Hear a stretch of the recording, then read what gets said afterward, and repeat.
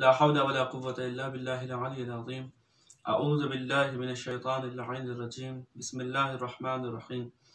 अल्हम्दुलिल्लाहि रब्बिल आलमीन वस्सलातु वस्सलाम अला अफ़ज़लिल अंबियाइ व सय्यिदिल मुरसलीन खातमिन नबिय्यीन मौलाना अबिल क़ासिम मुहम्मद अल्लाहुम्मा सल्लि व अला आलिहि अत्तय्यबीन अत्ताहिरीन अल-मअसूमीन अल-मज़लूमीन अल-मुंतजबीन अल-मुंतखबीन व लअनतुल्लाहि अला अअदाइहिम व गासिबीन हुकूकिहिम मिन यौमिना हाज़ा इला क़ियाम यौमिद्दीन। अम्मा बाद फ़क़द क़ाल हसन अल-अस्करी अलैहिस्सलातु वस्सलाम फ़अम्मा मन कान मिनल फ़ुक़हाए साइनन लिनफ़्सिही हाफ़िज़न लिदीनिही मुख़ालिफ़न अला हवाहु मुतीअन लिअम्रि मौलाहु फ़लिल अव्वामि अन युक़ल्लिदूहु। बिस्मिल्लाहिर रहमानिर रहीम। रब्बि इश्रह ली सदरी व यस्सिर ली अमरी वहलुल उक़दतम मिन लिसानी यफ़क़हू क़ौली। नाज़रीन किराम, अस्सलामु अलैकुम व रहमतुल्लाहि व बरकातुहू। जिस तरह से आप हज़रात मुस्तहज़र हैं कि दर्स अहकाम और दुरूस फ़िक़्ह की हमारी ये दूसरी नशस्त है और ये फ़िक़्ह का दूसरा दर्स है। इससे पहले हमने फ़िक़्ह के मुक़द्दिमात को बयान किया था और बताया था कि फ़िक़्ह का मंबा क्या होता है और फ़िक़्ह किन 5 उसूल से निकाली जाती है। आज दूसरी बहस ये है कि फ़िक़्ह के मंबे तो हमें पता चल गए कि फ़िक़्ह के मंबे क्या होते हैं, किस तरीके से अहकाम दीनी और मसाइल दीनी, जो वो मसाइल जो एक इंसान के हर रोज़ रूबरू होता है, एक इंसान जिन मसाइल से हर रोज़ दो चार होता है, उनका हल क्या होता है, उन्हें कहाँ से निकाला जाए, इसका मंबा जो हमने कल पढ़ा था, इससे पहले वाली निशस्त में पढ़ा था। आज जो हमारी निशस्त है वो ये है कि मंबा तो हमें आप पता चल गया कि कुरान, हदीस और इजमा और अक्ल ये उसके मंबा होते हैं। और हमने अहकाम की किस्में भी पता की थी कि पहली किस्म जो होती है, अहकाम की जो किस्में होती हैं वो वाजिब, हराम, मुस्तहब, मकरूह और मुबाह, ये 5 चीज़ों को, इन चीज़ों के मजमूए को अहकाम दीनी और मसाइल शरइया कहा जाता है। अब सवाल ये पैदा होता है कि इन मसाइल को, मंबा तो हमें पता है भाई, कुरान मजीद ने बेहतरीन किताब हमें भेजी है और नबी करीम का उल्गू आपकी सीरत, आपकी अहदीस और आपके अहले बैत अलैहि तहियत वस्सलाम की सूरत में हमारे नज़दीक मौजूद है। और अक्ल और इजमा, ये 4 तरीके होते हैं कि जिस तरीके से हम अहकाम दीनी को और मसाइल शरइया को इन 4 मंबे से निकालते हैं। मसला ये पैदा होता है, कौन इन चीज़ों को निकालेगा? हम हर रोज़ अपनी ज़िंदगी में हज़ारों तरीके के मसाइल से दो चार होते हैं, 50 किस्म के मसाइल, ऐसे ऐसे मसाइल, हर रोज़ एक नया मसला हमारे दरमियान पेश होता है जिसका जवाब जानना हर इंसान जब सोचता है कि जब वो अमल करना चाहता है, दीन इस्लाम पर अमल करना चाहता है, तो वो सोचता है क्या इस्लाम हमें इसकी इजाज़त देता है या नहीं देता है, क्या ये इस्लाम में जायज़ है या नहीं जायज़ है, इसे अमल करे इस पर या अमल ना करे। तो इसका जवाब हमें ढूंढना पड़ेगा। किस तरीके से ढूंढना पड़ेगा, किस तरीके से हम यह अहकाम शरइया को निकाल सकते हैं? तो हज़ार ग्रामी शरीयत इस्लाम ने इसके 3 तरीके बताए हैं। पहला तरीका है इंसान इन 3 तरीकों पर अमल करे, वो अपने आमाल से, अपने जिम्मेदारी से सुबुकदोश हो जाता है और बरी जिम्मा हो जाता है। पहला तरीका क्या है? पहला तरीका है इज्तिहाद। सबसे पहला तरीका है इज्तिहाद। इज्तिहाद किसे कहते हैं? इज्तिहाद यानी इंसान इल्म फ़िक़्ह हासिल करे, यानी इल्म दीन हासिल करे। सिर्फ इल्म दीन हासिल ना करे, इल्म दीन हासिल करने के बाद, इल्म दीन में क्या है, कुरान और हदीस का बस इल्म हासिल करे, अरबी फारसी, अरबी का ग्रामर का नहव सर्फ जिसे कहते हैं उसे हासिल करे, फिर उसूल फ़िक़्ह और 50 किस्म के उलूम होते हैं, सिर्फ नहीं पढ़े नहीं, इन्हें इनके ऊपर अज़बर हो जाए, इनके ऊपर बिल्कुल पूरी तरीके से इनके जहनों में ऐसा बैठ जाए कि एक छोटा सा बड़ा सा कोई भी सवाल हो फौरन इनके सामने हाजिर होता है। और इसके बाद फिर जब ये बन जाता है तो इसे कहा जाता है एक मौलाना, या हम जैसे तालिब इल्म होते हैं। लेकिन जब इंसान इसी पढ़ाई को 30-40 साल तक बेहतरीन और मशक्कत के साथ पढ़ता है तो वो उस लेवल पर पहुंच जाता है कि जो कुरान और हदीस के जरिए से मसाइल को निकाल सकता है। इसे किसे कहते हैं? इसे कहते हैं मुजतहिद। मुजतहिद यानी इज्तिहाद करने वाला, यानी कुरान और हदीस इसका इल्म उस लेवल पर पहुंच चुका है, उस मर्तबे पर पहुंच चुका है कि अब ये हर तरीके के मसले को, हर तरीके के सवाल को कुरान और हदीस की रोशनी में निकाल सकता है। बहुत सारे लोगों को ये शुबा होता है, ये शुबा भी दूर कर दूं कि बहुत सारे लोगों को, हत्ता कि मुझसे भी ये सवाल पूछा गया कि भाई ये शुबा ये होता है कि मौला ये आयत इज़ाम जो होते हैं, आयतुल्लाह हज़रात जो होते हैं, मुजतहिद जो होते हैं, मुजतहिद जहां शराय जो होता है, वो जो फतवा देता है वो अपनी अक्ल के हिसाब से फतवा देता है, यानी अक्ल के हिसाब से कि मेरा अक्ल, मेरा शऊर, मेरा इल्म ये कहता है। वो ये समझते हैं कि ये खुद अपनी मर्जी से और अपनी अक्ल के मुताबिक फतवा देते हैं। नहीं अज़ानी गिरामी, जितने भी आयत इज़ाम है, जितने भी आयतुल्लाह होते हैं, जितने भी मुजतहिद होते हैं, उनमें से कोई भी कितना भी बड़ा आलिम हो जाए, कितना भी बड़ा आलिम हो जाए, लेकिन इसके बाद भी एक जर्रा बराबर बात भी वो अपनी तरफ से नहीं बोलते। फिर कहां से बोलते हैं? वो इतना ज्यादा इल्म इसलिए हासिल करते हैं, सिर्फ उनका इल्म हासिल करने का मकसद ही यही होता है कि वो कुरान और हदीस से मसाइल को निकाल सके। एक जनाब ने मुझसे सवाल किया, मौलाना हमारी किताब कौन सी? हमारी इस्लामी किताब क्या है? हमने कहा कुरान मजीद। और अहादीस कहाँ से आती हैं? हमने कहा कुछ मोहम्मद व आले मोहम्मद, नबी करीम और आपके खानवादे मुबारक ने हमें जो कौल और आपके अल्फाज और आपकी बातें और आपकी नसीहतें हैं उसको हम हदीस कहते हैं। तो कहने लगे मौलाना जब हमारे पास कुरान है, जब हमारे पास हदीस है, तो हम तकलीद क्यों करें? तो हम मुजतहिद की बातें क्यों माने? भाई वो तो अपनी तरीके से बोलता है ना, हम उसकी बातें क्यों, हम कुरान की बातें मानेंगे? मन सर पकड़ के बैठ के, भाई आपको यही नहीं पता कि मुजतहिद बताता क्या है? अज़ान मोहतरम, मुजतहिद अपने अक्ल की बातें नहीं बताता है, बल्कि उसकी अक्ल उस दर्जे पर पहुंच जाती है। उस दर्जे पर पहुंचने के बाद वो कुरान और हदीस से मसले निकाल कर हमें देता है, यानी कुरान और हदीस का एक निचोड़ लाकर हमारे सामने पेश कर देता है कि लो अब इस पर अमल करो। तो ये पहला तरीका है इज्तिहाद, यानी इंसान अपने इल्म को इतना ऊंचा उठा ले, अपने मर्तबे और अपने उलूम पर इतनी महारत हासिल कर ले कि वो कुरान और हदीस, अपने उलूम नहीं बल्कि उलूम इस्लामी पर इतना ज्यादा फायज हो जाए कि वो कुरान और हदीस से हर तरीके के मसाइल को निकाल सके और वो अमल कर सके। इसे कहते हैं मुजतहिद। अच्छा, अब कोई इंसान मुजतहिद नहीं बनना चाहता, भाई दूसरी फील्ड में है, इंसान हर तरीके से कामिल नहीं हो सकता ना। अलबत्ता ये बात अलग है कि आयत इज़ाम भी हर फील्ड में हर तरीके से आगे होते हैं, हर तरीके से हर उलूम में बेहतरीन और अपने जमाने के सबसे बेहतरीन आलिम होते हैं और आलम होते हैं, मुजतहिद उसे कहा जाता है। तो अगर कोई नहीं चाहता इज्तिहाद करना, कोई उस दर्जे पर नहीं पहुंच सकती या उसके अंदर सलाहियत ही नहीं है, तो वो शख्स क्या करे? अब उसके दूसरा जवाब इसका यह है कि इंसान एहतियात कर सकता है। पहला सवाल किस तरीके से मसाइल को निकाले कि वो इज्तिहाद करे, यानी कुरान और हदीस इतना इल्म हासिल कर ले, कुरान और हदीस से वो अपने रोजमर्रा के मसाइल को निकाल सके। वो नहीं निकाल सकता, उसके अंदर इतनी सलाहियत नहीं, या फिर दूसरे शोबे से वाबस्ता है कि उसके पास इतना वक्त ही नहीं है कि वो उलूम इस्लामी को इस तरीके से पढ़ सके कि वो कुरान और हदीस से मसाइल को निकाल सके। तो वो उसे क्या करना चाहिए?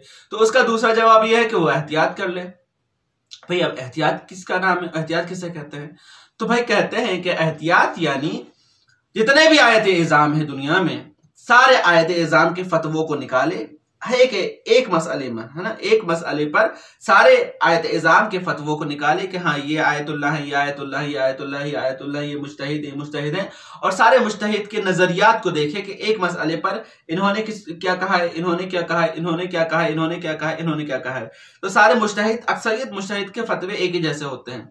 अब इनमें से निकालने के बाद या सब पर अमल करें, सब फतवों पर एक एक करके अमल करें, या उनमें से उस मुजतहिद के फतवे को इंतखाब करे जो उसके नजर में सबसे ज्यादा बेहतर, उसके नजर में बेहतर तो नहीं बल्कि ये सब उसकी नजर में हो कि हाँ इस पर अमल करना, क्योंकि मसले तो सारे बेहतर होते हैं। हर आयत इज़ाम ने वही मसला सिर्फ कुरान और हदीस निकाल के दिया है, तो नजर ये करना पड़ेगा कि उसकी नजर में कौन सा फतवा ऐसा है कि जिसके ऊपर अमल करने के बाद वो बरी और जिम्मा हो जाएगा। लेकिन ये बहुत सख्त मरहला है, ये बहुत सख्त मरहला, यानी एहतियात करने वाले शख्स को हर एक मसअले में सारे आयत इज़ाम के फतवों को निकालना पड़ेगा, उन्हें पढ़ना पड़ेगा। अब एक फतवे में अगर 40 आयत इज़ाम है तो 40 आयत इज़ाम के फतवे को पढ़े, फिर उनमें से एक फतवे को इंतखाब करे, फिर दूसरा मसला निकाले। इंसानों को दिन भर में हजारों मसलों से मसले पेश आते हैं, तो क्या वह हजारों मसलों के लिए अलग अलग आयत इज़ाम के फतवों की तशखीस करेगा और उनसे इंतखाब करेगा? ये बहुत सख्त मरहला। हाँ, अगर कोई कर सकता है तो बिस्मिल्लाह, वो एहतियात कर सकता है। अब अज़ीज़ान मोहतरम, सवाल, इंसान इज्तिहाद नहीं कर सकता, इतना इल्म हासिल नहीं कर सकता, सलाहियत नहीं है। भाई हर किसी में इतनी सलाहियत नहीं होती कि वो उस मरहले पर फाइज हो जाए जिसे इज्तिहाद कहा जाता है, जिसे मुज्तहिद बनना या मुज्तहिद जामे शराइत आयत इज़ाम आयतुल्लाह या मर्जा बनना। मर्जा यानी जिसकी तरफ रुजू किया जाए, वो मर्जा नहीं बन सकता। तो क्या करे? एहतियात बहुत सख्त है। अब इतने सारे आयत इज़ाम के फतवों को निकाले, सबको पढ़े, उनमें से एक फतवा इंतखाब करे, ये और ज्यादा सख्त है। तो अब क्या किया जाए? उसके लिए हमारे मौला ने इमाम हसन अस्करी अलैहिस्सलातु वस्सलाम ने एक बेहतरीन फार्मूला दिया है। कैसा फार्मूला? इमाम हसन अस्करी अलैहिस्सलातु वस्सलाम इरशाद फरमाते हैं, फ़अम्मा मन कान मिनल फ़ुक़हा साग़िनन लिनफ़्सिही, बहुत शराइत के साथ। इंसान, इमाम हसन अस्करी अलैहिस्सलाम ने इरशाद फरमाया कि अगर इंसान इज्तिहाद नहीं कर सकता, अगर इंसान एहतियात नहीं कर सकता, तो उसे चाहिए बिस्मिल्लाहिर रहमानिर रहीम, फ़अम्मा मन कान मिनल फ़ुक़हा, और बेशक ऑन कस के असफ़ुक़हा, फ़ुक़हा यानी जो इल्म दीन और इल्म फ़िक़्ह को जानते हो, समझते हो, मिनल फ़ुक़हा, उन्हें कहते हैं फ़ुक़हा। मिनल फ़ुक़हा जो मुज्तहिद हो, जो फ़क़ीह हो, जो इल्म दीन को जानता हो। सिर्फ यही नहीं, साइदन लिनफ़्सिही, जो अपने नफ्स की हिफाजत करता हो, अपने नफ्स को बचा के रखता हो गुनाहों से। साइदन लिनफ़्सिही, जो अपने नफ्स को, अपने आप को गुनाहों से बचाता हो। हाफ़िज़न लिदीनिही, जो अपने दीन की हिफाजत करता हो। ऐसा नहीं हो कि वो छोटी छोटी चीजों में अपने दीन को फरोख्त करना शुरू कर दे। साइदन लिनफ़्सिही, जो अपने दीन की हिफाजत करता हो। मुखालिफन अला हवाहु, जो अपने हवाए नफ्स यानी अपनी ख्वाहिशात की मुखालिफत करता हो। ऐसा नहीं है कि हाँ आज ये मन कर रहा है, अगर जब गुनाह अंजाम देते, नहीं, वही फकीह होता है। चौथी तीसरी शर्त यह है, मुखालिफन अला हवाहु, जो अपने हवाए नफ्स की मुखालिफत करता हो वह। और चौथी शर्त है वह मुतीअन लिअम्र मौलाह, ये चौथी शर्त है मुज्तहिद होने की। चौथी शर्त क्या है? वह मुतीअन लिअम्र मौला, और जो अपने मौला का तस्लीम और ताबेदार हो, जो मुती हो, इताअत गुजार हो अपने मौला की, अपने मौला के कहे पर चोंच चराना करता हो, फौरन जो मौला का कलाम आया उस पर सर तस्लीम खम कर देता हो। मुतीअन लिअम्र मौला हो, जो अपने मौला यानी इमाम ज़मान या अपने ज़माने के इमाम या अपने ज़माने के रसूल को इताअत करता हो। आखिरी मुतीअन लिअम्र मौला, अपने इमाम की, अपने मौला की मुती और फरमान बरदार हो। अब नतीजा क्या है? फलिल अव्वाम अन युक़ल्लिदूहु, तो अवाम को क्या चाहिए? नॉर्मल लोगों को क्या चाहिए? वो जो मुज्तहिद नहीं, उन्हें क्या चाहिए? फलिल अव्वाम, तो अवाम के ऊपर वाजिब है, जरूरी है, अन युक़ल्लिदूहु, तो उनके ऊपर जरूरी है कि वो उस मुज्तहिद, उस मर्जा, उस फकीह की तकलीद करें, उस मुज्तहिद की तकलीद करें। यानी क्या? इमाम ने फरमाया अगर तुम मुज्तहिद नहीं बन सकते कोई मसला नहीं है, अगर तुम एहतियात नहीं कर सकते कोई मसला नहीं है। तो किसी एक ऐसे मर्जे को तलाश करो, किसी एक ऐसे फकीह को तलाश करो, किसी एक ऐसे आयत इज़ाम को तलाश करो कि जो तुम्हारी निगाह में उसके अंदर ये 4 शराइतें पाई जाती हों। कौन कौन सी 4 शराइत? कान मिनल फ़ुक़हा, 5 शराइत, बल्कि वो जो पहली शर्त यह है कि वो फकीह हो, यानी अपने जमाने का सबसे बड़ा आलिम हो, बल्कि आलम हो। आलिम एक होता, आलिम बहुत से हो सकते हैं लेकिन आलम बहुत नहीं होते, यानी अपने जमाने का सबसे बड़ा आलिम हो, उसके बाद उसकी नजर में उसके बराबर भी कोई आलिम ना हो, आलम हो, फकीह आलम तर हो। यानी पहली शर्त फकीह हो। दूसरी शर्त साइनन लिनफ्सिही, अपने नफ्स को, अपने नफ्स की नफ्स को बचा के रखता हो गुनाहों से। तीसरी चीज हाफिज़न लिदीन ही, अपने दीन की हिफाजत करता हो, मुखालिफन अला हवा हो, अपने हवा और हविस की मुखालिफत करता हो, मुतीअन ले अम्र मौला, जो अपने मौला, अपने आका, अपने इमाम, अपने रहबर, अपने मौला रसूल खुदा के जानशीन इमाम असर अलैहिस्सलातु वस्सलाम की इताअत और फरमानबरदारी करता हो, उसके ऊपर तब अवाम के ऊपर लाजिम है, जरूरी है, वाजिब है कि ऐसे जामे शराई की तकलीद करें, इनकी तकलीद करें कि जिनके अंदर ये शराइत पाए जाते हों। अब अज़ान मोहतरम, ये हो गए 3 तरीके हो गए। अब तकलीद समझ में आ गई हमें कि तकलीद किसे कहते हैं। यानी तकलीद यानी होता है कि वो मुज्तहिद जामे शराई जो बहुत ज्यादा इल्म हासिल करने के बाद एक इज्तिहाद के दर्जे पर पहुंच गया हो, इसके पास इतना इल्म हो कि वो कुरान, हदीस, अक्ल और इजमा के जरिए से मसाइल के निचोड़ को लाकर हमारे दरमियान रख दे और हम उसे तकलीद कहते हैं, हम उसे उस मसले पर अमल कर सके। सवाल एक ये पेश आता है कि आपका पहला सवाल ये है कि अगर हो सके तो जो इमाम हसन अस्करी अलैहिस्सलातु वस्सलाम ने जो 4-5 सिफात बताए हैं एक फकीह की, अगर मुमकिन हो तो आप हज़रात ये 4-5 सिफात याद रखें, और अगर इम्कान हो तो एक जो ग्रुप बनाया गया है इस चैनल की जानिब से, उस पर अगर जहमत हो तो ये 4 सिफात को लिख के भेजें ताकि आपके जहन में भी ये 4 सिफात बैठ जाए। अब अज़ान मोहतरम, सवाल क्या है? सवाल हमसे किसी ने हैदराबाद में पूछा था, मौलाना हम, बहुत अहम सवाल है जो हो सकता है अवाम को एक गुमराह कर देता है, ऐसा सवाल है, अक्सर पेश आता है। बहुत सारे लोग जिनको पता नहीं होता है वो उसमें गुमराही में मुब्तला हो जाते हैं। सवाल क्या है? सवाल यह है कि किसी ने हमसे सवाल किया, मौलाना ये बताइए हमारे इमाम हाजिर है या नहीं है? हमने कहा कि ऐसा हो ही नहीं सकता, ये दुनिया बता रही है कि हमारे इमाम जिंदा है, हमारे इमाम है। ये आसमान जो खड़ा है आपके सर पर ये बता रहा है कि हमारे इमाम है। कोई चीज बाकी रहती ही नहीं अगर इमाम ना होता। क्यों?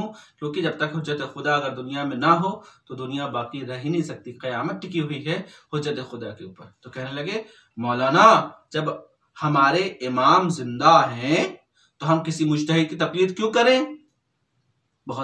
हम जब हमारे इमाम जिंदा हैं तो हम किसी मुज्तहिद की तक़लीद क्यों करें? हमने कहा कि भाई अगर आपको इल्म होता तो आप ये सवाल करते ही नहीं। हमारे इमाम जिंदा हैं तो हम मुज्तहिद की तक़लीद क्यों करें? भाई सवाल ही गलत है। क्यों? क्योंकि इमाम की तक़लीद तो की ही नहीं जाती, इमाम की तक़लीद नहीं होती, इमाम की इताअत होती है। इताअत, तक़लीद यानी आपके ऊपर मर्जी है, आप इसकी तक़लीद से आयत इज़ाम की तक़लीद करें या उनकी तक़लीद करें या ना करें, किसी और की तक़लीद करें। लेकिन इताअत में आपके पास ऑप्शन नहीं होता कि हम इताअत करें ना करें। अगर इमाम ने हुक्म कह दिया कि ये चीज करना है तो आपके ऊपर वाजिब हो जाता है कि उस चीज को करना।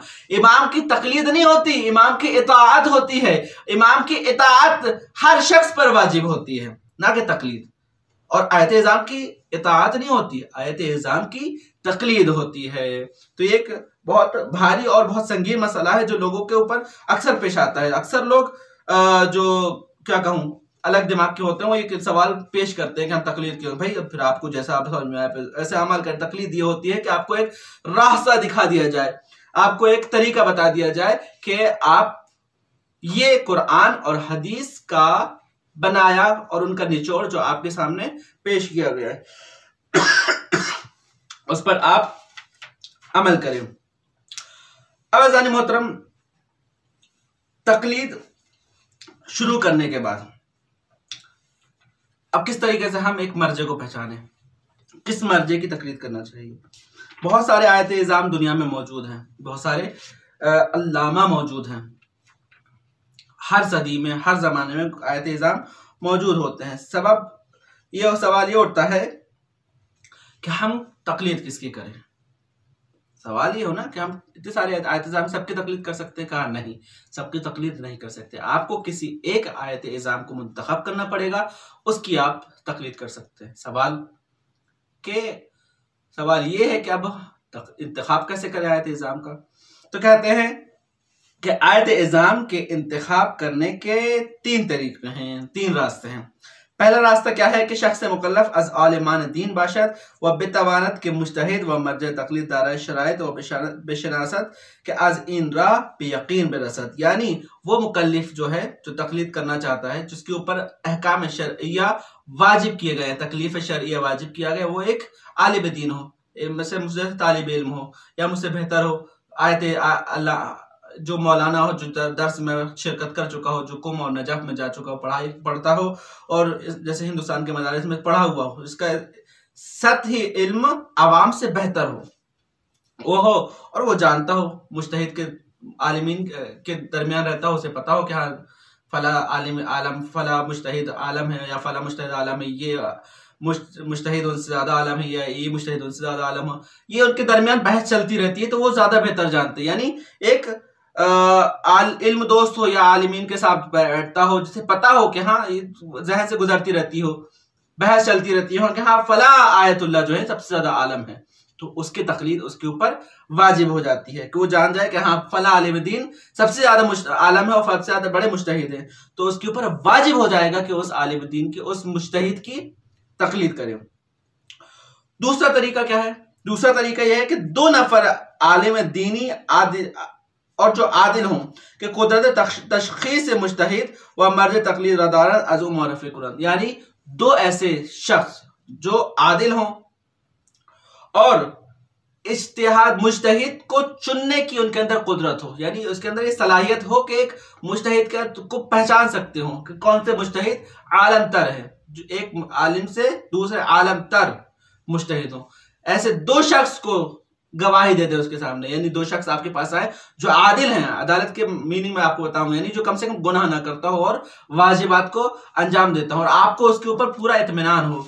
वो ऐसे 2 शख्स आपके सामने आ जाए और आपके सामने शहादत दे दे कि नहीं फला आयतुल्लाह जो है, फला मर्ज तकलीद जो है सबसे ज्यादा आलम है और सबसे ज्यादा इल्म पर हावी है और आपके जमाने के आलम तर शख्स है, तो आपके ऊपर वाजिब हो जाता है कि उस मुज्तहिद की और जामे शराई की आप, उस मर्जा की आप तकलीद करें। तीसरी चीज क्या है कि एक ही नफर क्यों, एक नफर आलिम दीन जो आदिल भी हो और आलिमान में से हो, आलिमान हौज़ा इल्मी में से हो, जो इल्म दीन हासिल कर चुका हो, उनमें से कोई एक शख्स जो आपके लिए, जो खुद आपके लिए लायक इत्मीनान हो, यानी उसकी बात को आप तस्लीम कर सकते हो, कोई शक व शुबा की आपके अंदर कोई गुंजाइश ना हो उसकी बातों में।